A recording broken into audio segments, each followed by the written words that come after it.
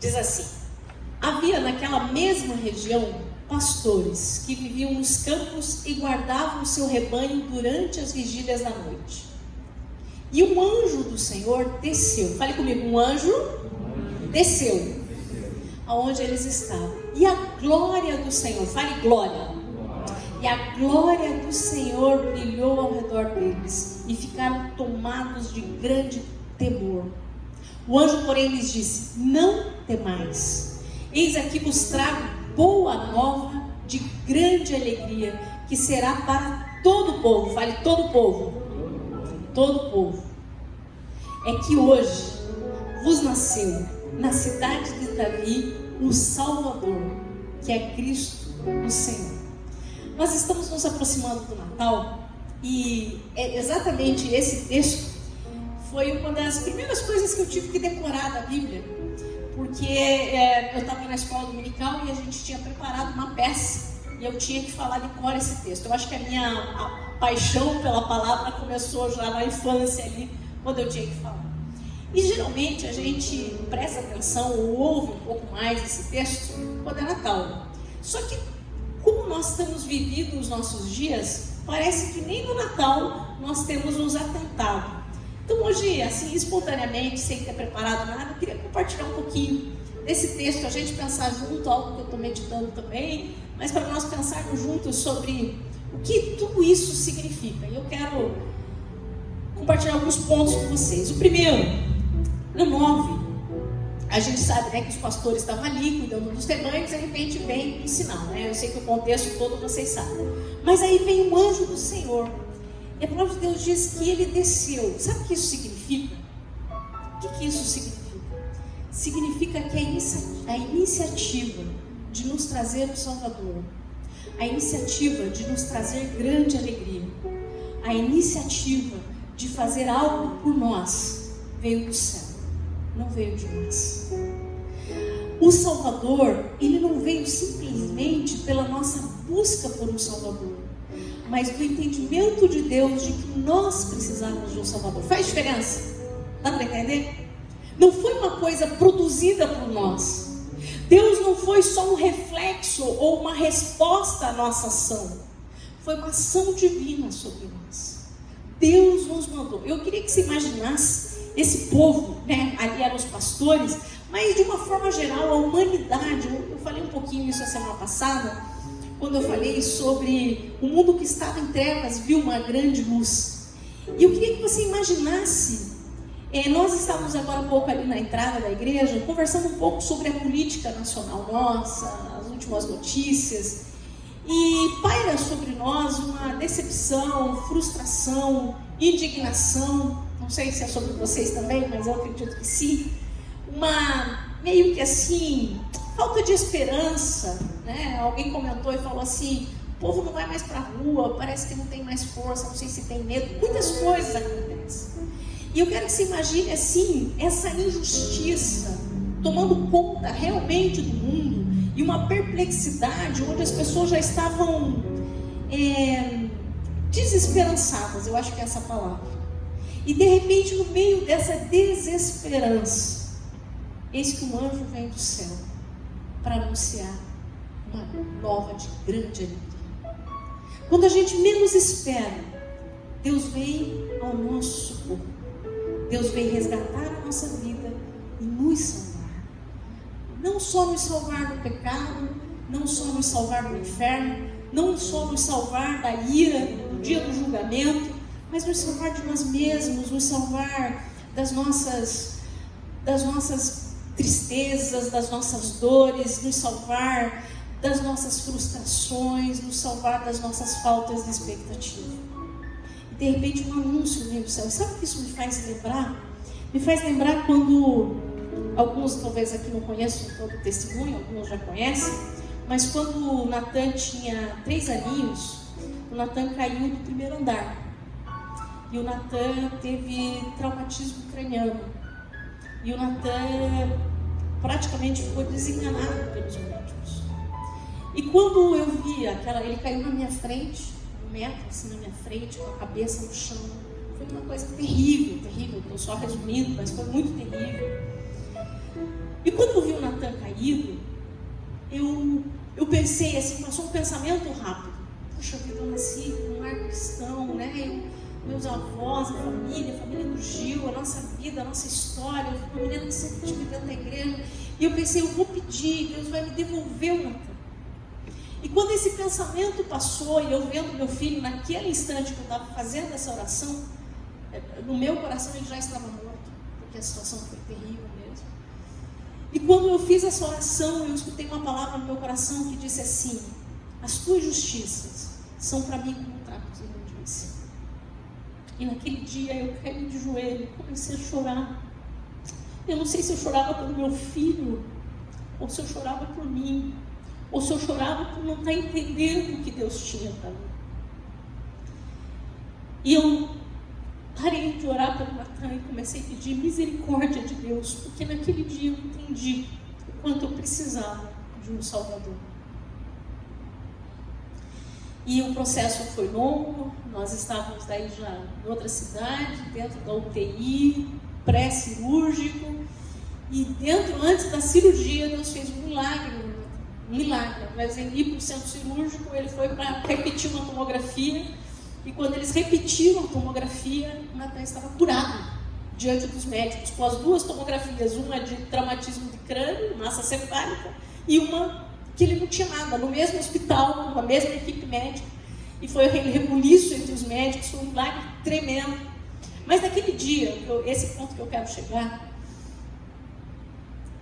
naquele dia, eu entendi a graça de Deus, eu entendi o favor de Deus, e eu entendi que Deus não devolveu meu filho por causa das minhas orações, mas Deus devolveu por causa de um propósito eterno.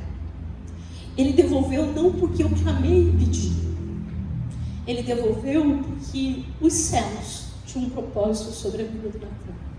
Eu não sei se isso faz sentido para você, mas quando eu penso em Cristo, não foi por causa das nossas orações, não foi por causa dos nossos clamores, e nem por causa das nossas justiças, mas foi porque a graça maravilhosa dele nos alcançou. E quando a palavra de Deus diz, o anjo do Senhor desceu aonde eles estavam, a graça de Deus tocou a terra.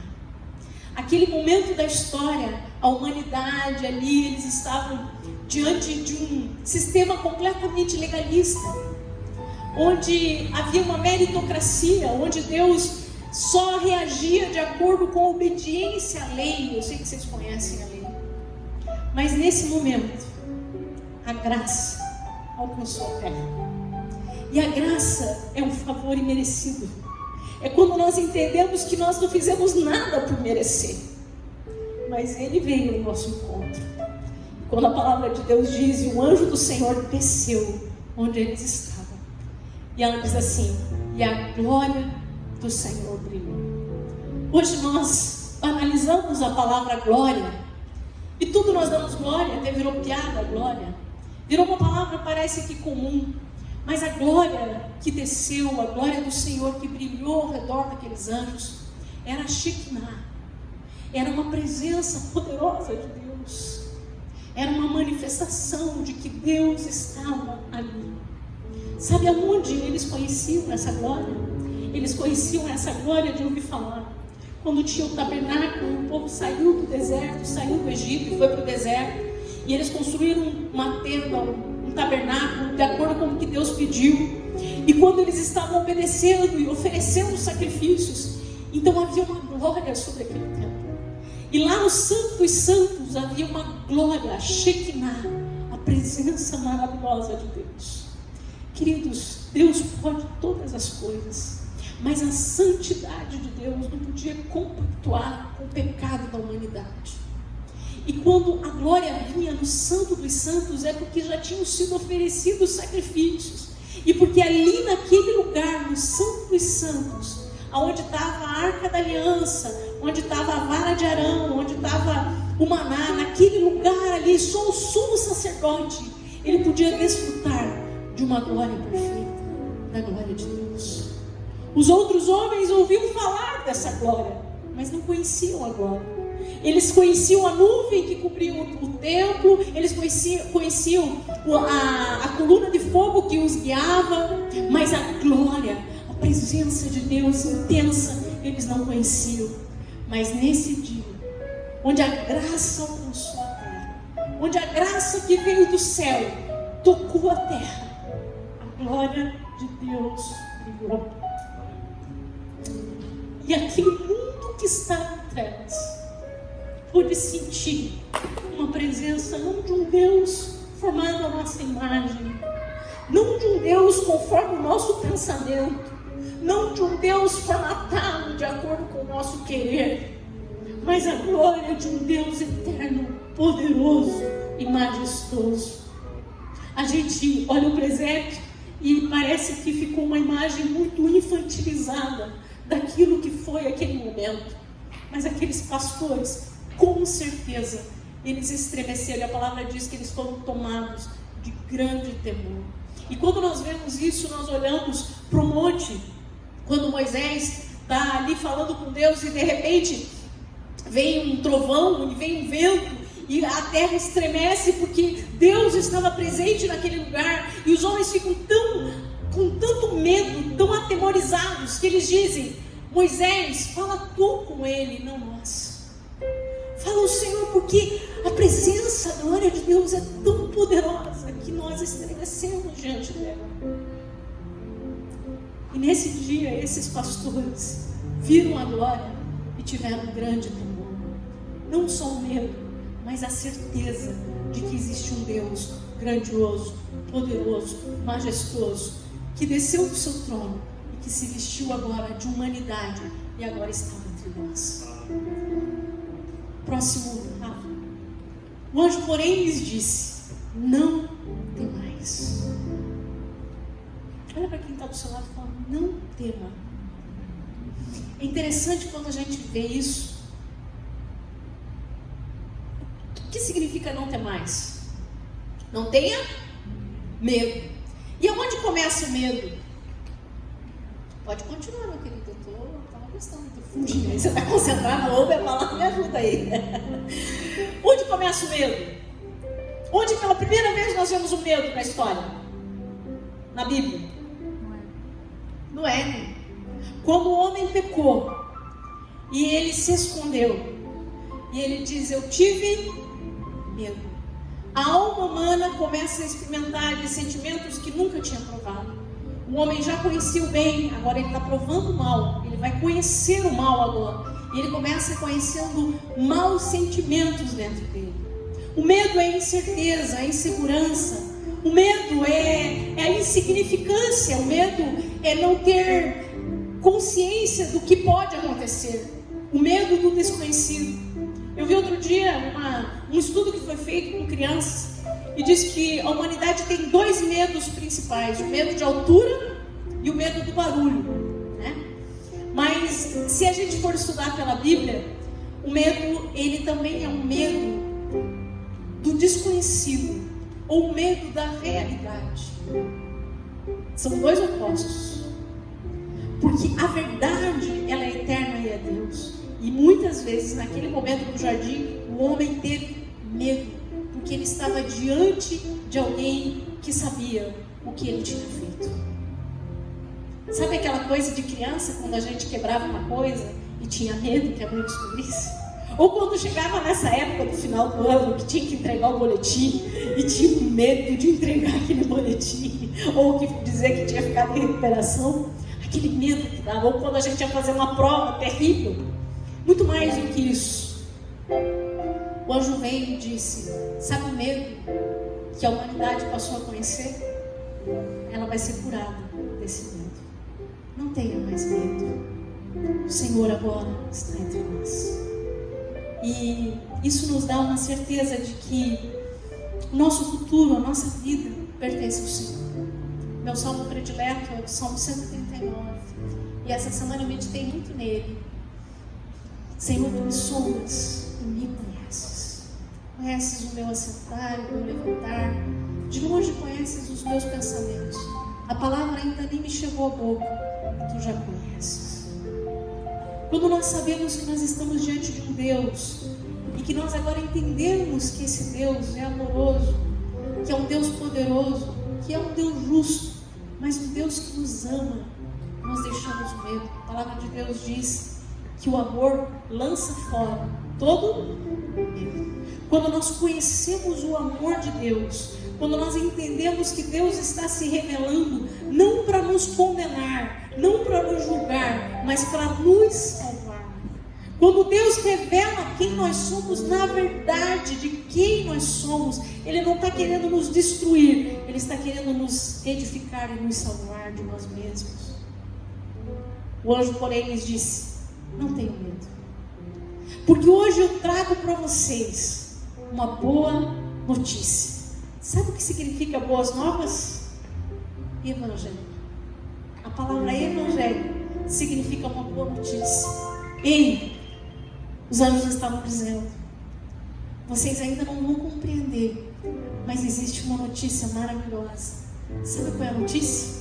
O cordeiro foi morto antes da fundação do mundo. O mundo não está perdido, não estava tudo perdido.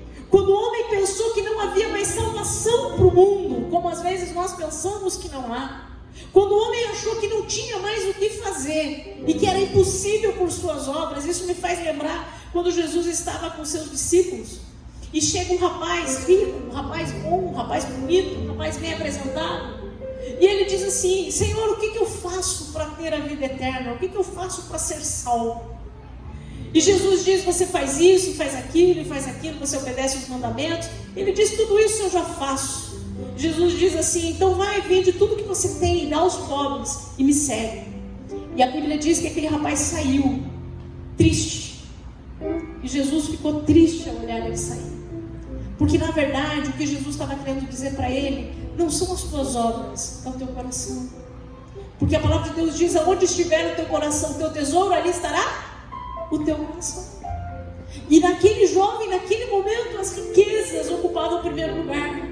E a palavra de Deus diz que nós devemos amar o Senhor. Quando Jesus fala sobre os mandamentos, Ele diz: ama o Senhor teu Deus de toda a tua alma, de todo o teu coração e com todo o teu entendimento, de todas as tuas forças. Se Ele não for o primeiro, então tem outro lugar, outra coisa ocupando o teu coração. Quando aquele jovem vai, é porque ele decide que Jesus não vai ser o primeiro na vida dele. E Jesus fica triste, porque ele vai embora sem a salvação. Mas quando nós entendemos a boa notícia, nós entendemos que há salvação para a nossa vida. Que não adianta, não é pelo tanto de igreja, de tempo, de oferta, de valores, do que eu faço ou deixo de fazer, mas é porque Cristo Jesus, Ele veio e toma o meu lugar. E essa é a boa notícia. O Evangelho é essa. Nós não podíamos pagar o preço. Nós não tínhamos essa moeda. Não tinha como nós resolvermos um problema, porque o nosso problema era espiritual. E o problema espiritual é porque nós estávamos mortos em nossos delitos e pecados. E todos pecaram e estavam destituídos da glória de Deus. O problema é que nós estávamos vivendo pela alma. Mas a boa notícia é que Ele veio resgatar o nosso espírito e nos dar vida, vida em abundância. Essa é a boa notícia.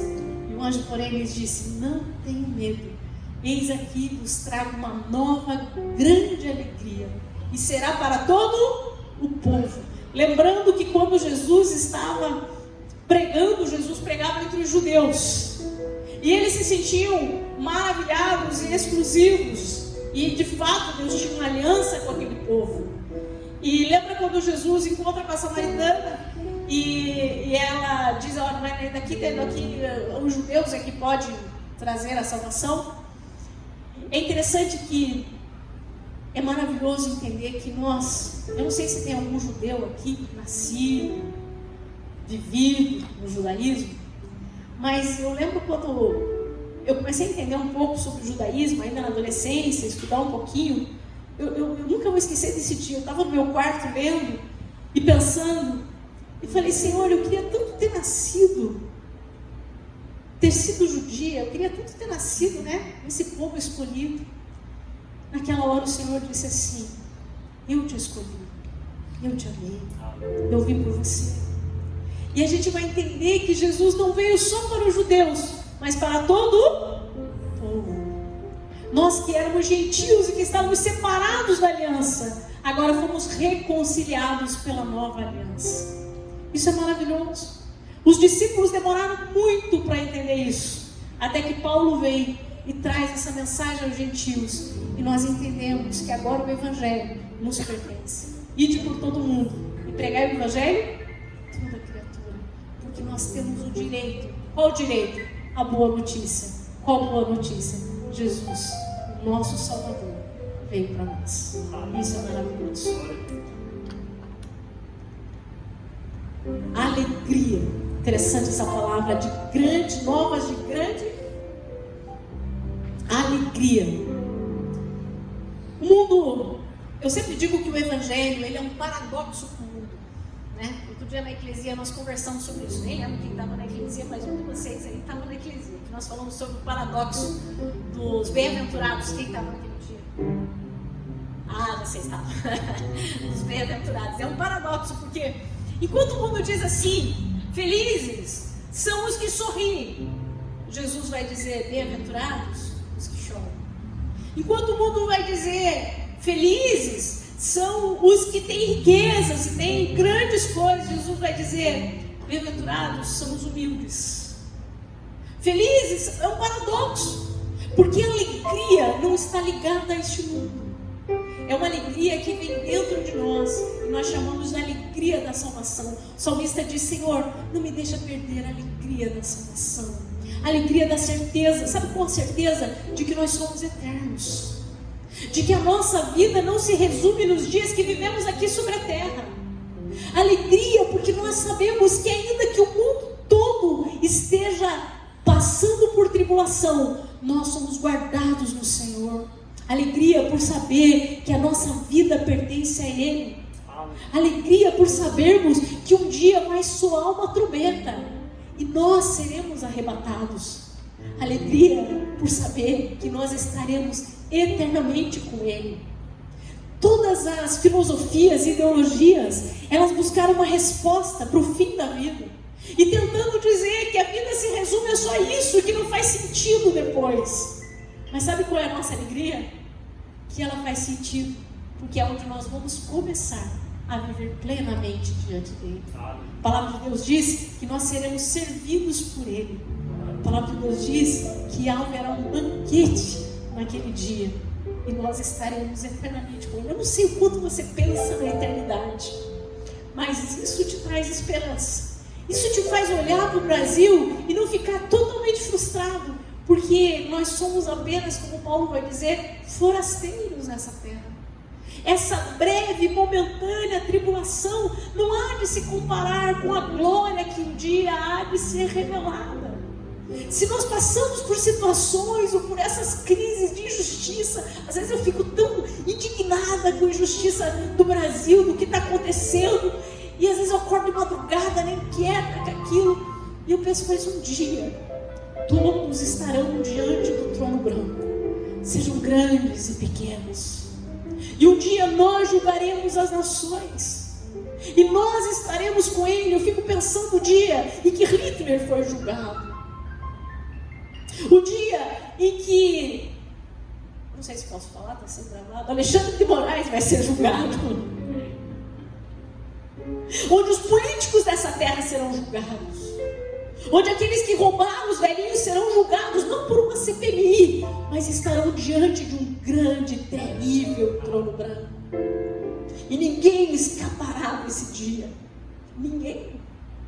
Mas nós temos uma alegria, porque nós temos a certeza da salvação, a certeza que nós não vamos temer quando estivermos diante dele, que nós não vamos pensar na nossa nudez, mas nós vamos estar com Ele e não só diante dele. Faz sentido isso para você? Essa é a alegria da nossa salvação, e é essa alegria que o anjo vem dizer. Essa boa notícia, a boa notícia do Evangelho de Cristo Jesus substituindo a tua vida, ela te traz alegria, porque você vai entender a eternidade. No dia do acidente do Natan, no momento mais difícil da minha vida, eu tive muitas outras crises, mas aquele foi o dia mais difícil da minha vida. E quando eu estava vivendo aquele conflito com o Senhor, eu penso que eu até estava nascendo de novo, depois de uma vida inteira de igreja. O Senhor me pediu o Natan. E eu entreguei o Natan. Não foi fácil. Foi um período muito duro no meu coração. E quando eu entreguei o Natan, eu entreguei com uma certeza de que o Senhor levaria ele. E eu sabia disso. E naquele dia, o Senhor me fez entender a eternidade.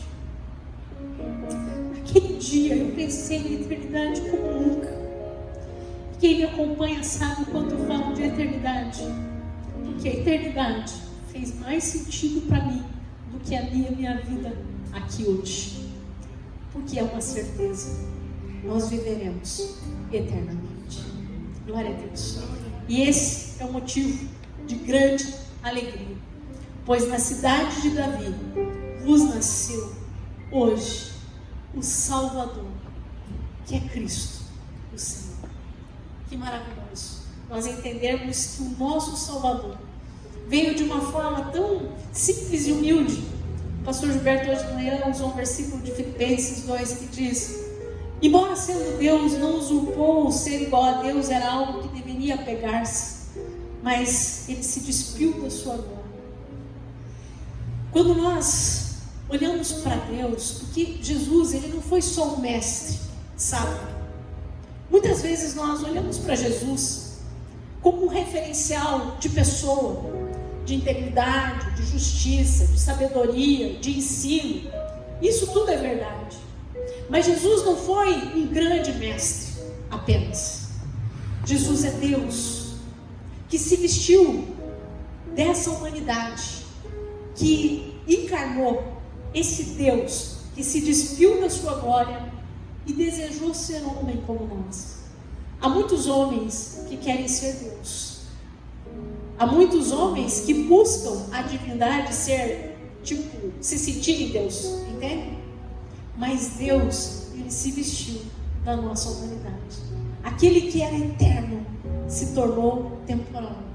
Aquele que era poderoso se tornou limitado nas suas necessidades.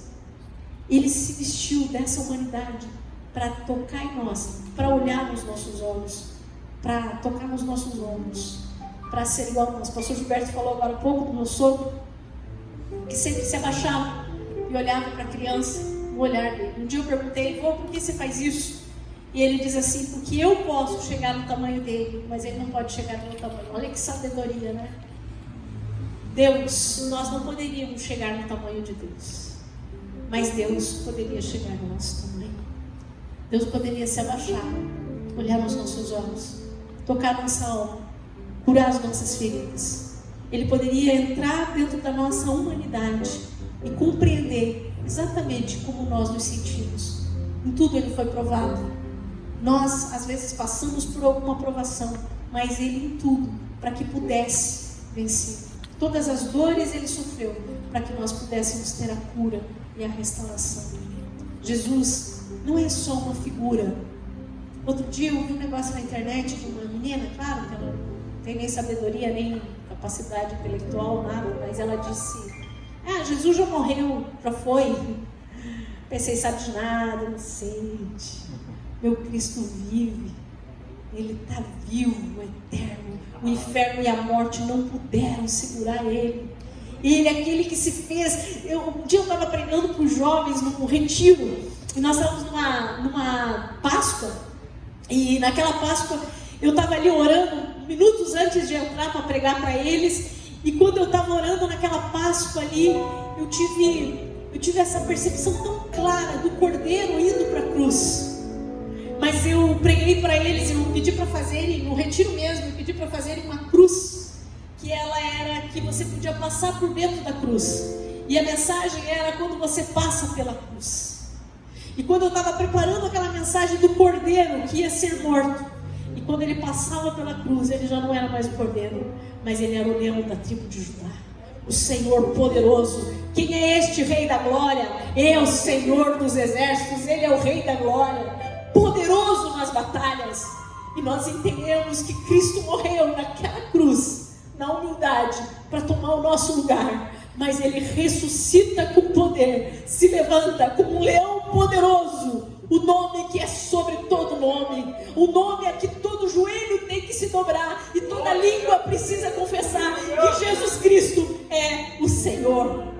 É esse Deus a quem nós adoramos, e é esse Cristo que é o Salvador, o nosso Senhor. Amém?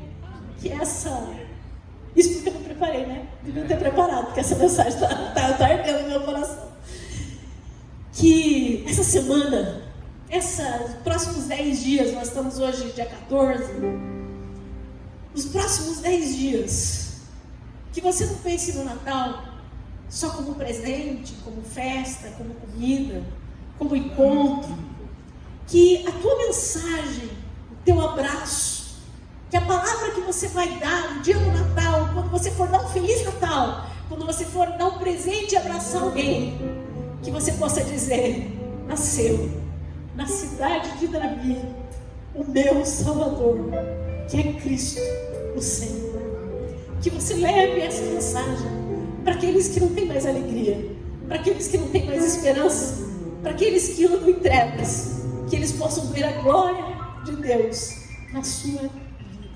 Amém? Que seja uma semana que você releia esse texto, que você não só leia com olhos de quem está passando uma leitura, mas que você veja aquele momento, que você se alegre com aquele momento e que você entenda o quanto nós precisamos de um Salvador maravilhoso. Amém? Vamos orar? Pode ficar sentado mesmo, fecha os teus olhos.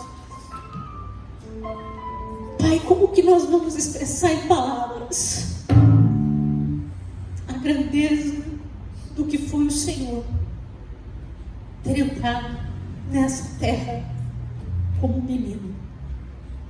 Como, Senhor, nós conseguimos expressar esse amor que é tão poderoso, que nos amou de uma tal maneira que entregou seu Filho? Como que nós podemos, ó Deus, agradecer por essa graça tão maravilhosa, que não tem a ver conosco, que tem a ver com a iniciativa de um Deus amoroso, poderoso, mas um Deus que se importa, um Deus que não só desejou nos salvar, mas um Deus que nos desejou ter filhos amados, aquele que nos predestinou antes da fundação do mundo para as boas obras, o Senhor, o nosso Deus, o nosso Cristo Salvador. Jesus, obrigado, Senhor. Nós te amamos. Nós não queremos te amar só de palavras. Nós não queremos que a nossa vida seja um ritual religioso. Nós queremos nos relacionar com esse Cristo vivo, com essa unção, esse ungido que veio para trazer esse poder sobre a nossa vida. A palavra de Deus diz que o mesmo poder que ressuscitou a Cristo é o poder que está em nós. Muda a nossa vida, Senhor. Muda as nossas perspectivas, os nossos sonhos. Muda a nossa forma de enxergar a vida. Dá-nos um olhar da eternidade, Senhor. Aquece o nosso coração. Não nos deixa nos apegar com as coisas dessa vida, mas que nós possamos entender que o nosso lar é eterno, é diante do Senhor. Que nós possamos dizer: Maranata, ora vem, Senhor Jesus. Resgata a tua igreja, Senhor. Leva-nos, ó Deus, para contigo. Que os nossos planos, ó Deus, sejam trazidos diante do Senhor. Que nós não possamos definir nada, mas que a nossa vida, Senhor, possa apresentar diante do Senhor, para que o Senhor dirija os nossos passos.